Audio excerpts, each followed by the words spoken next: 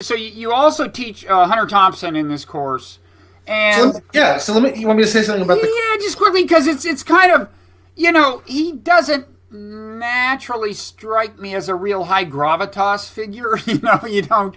There's certainly not a lot of explicit articulation of philosophy. I mean, I read Fear and Loathing on the Campaign Trail.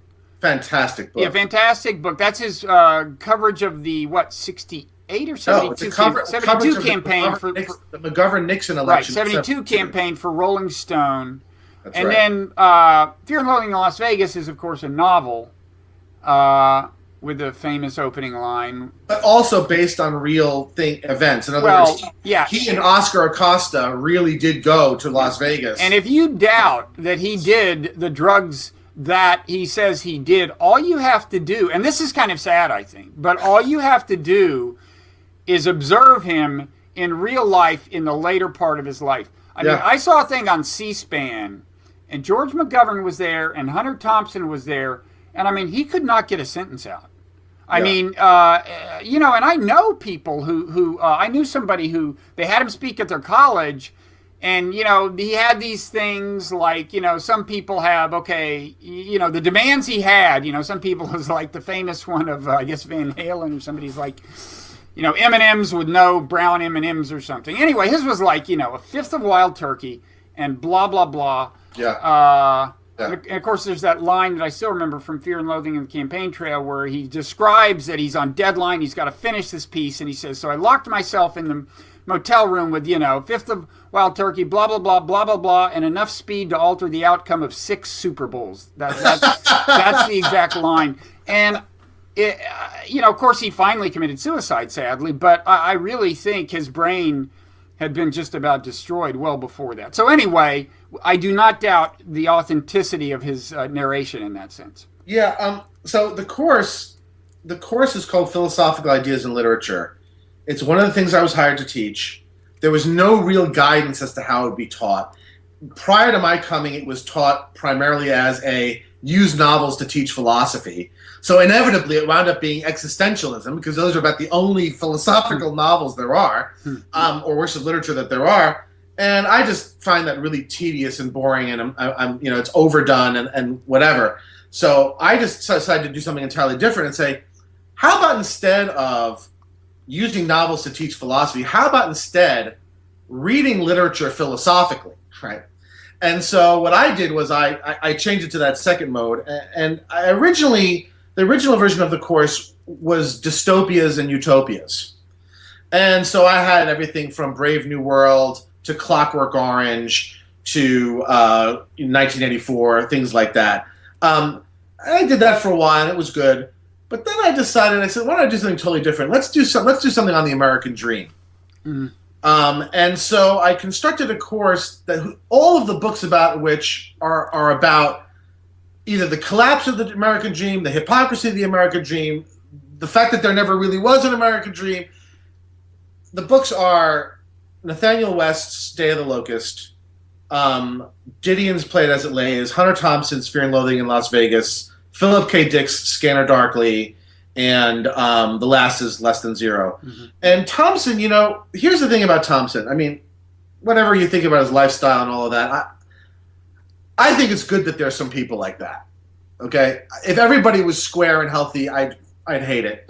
I think it's good that there's people like that. But the reason why I think he's so important is because he was a critic of the counterculture from the left, not from the right.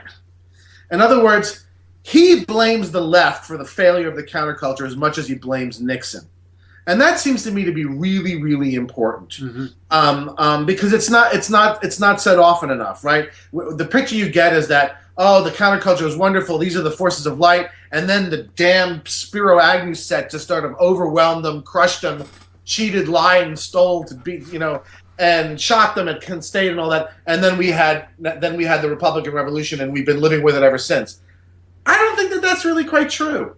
And neither does Thompson. And Thompson has a lot of credibility on this, right? I mean, and so that book, Fear and Loathing, when you read it, yes, it's full of some really obnoxious sort of excess, but woven in there are some really, really thoughtful self-critical examinations of the counterculture, Yeah. which I think are really, really important. Oh, and his critical eye in general. I mean, the way he lampooned the establishment press corps Yeah. in the in Fear and Loathing. I mean, I remember there's a picture in the book. He calls them media wizards. And there's a picture in the book. The caption is "Media Wizards covering the 1972 campaign." It's all these guys at the motel pool lying in these lounge chairs. All these famous journalists. And although I once asked one of the guys who I think was on the very campaign bus, William Greiter, I think, who's a well-known leftist journalist, and he had only the highest praise for Hunter Thompson. I'm sure you've heard this, but McGovern's campaign manager, Frank Mankiewicz, said that Thompson's book was the least factual and most accurate account of the election given by anybody in the press. Right. And that's high praise. I mean, that's high praise. Yeah. And it also shows you just one last thing about the new journalism, the way in which the new journalism does truth, right? It doesn't do it straight. It sort of does it, and I like that. Right. And I think somebody like Tom Wolfe would probably say that every fact he reports about what happened is actually literally true. Now, Hunter Thompson would take off on what were clearly flights of fancy. Right. And in fact, I said earlier that Fear and Loathing in Las Vegas was a novel. Maybe that's not its technical designation, but the ratio of what is manifest fantasy and made up to what is fact is clearly much higher than in the campaign trail. Right. But what it symbolizes, what it represents, what it says at that second level is true, right? Right. It's not literally true. This didn't actually happen, but what this sort of represents is true. Right. And the Fear and Loathing on the campaign trail certainly does that. I mean, good grief.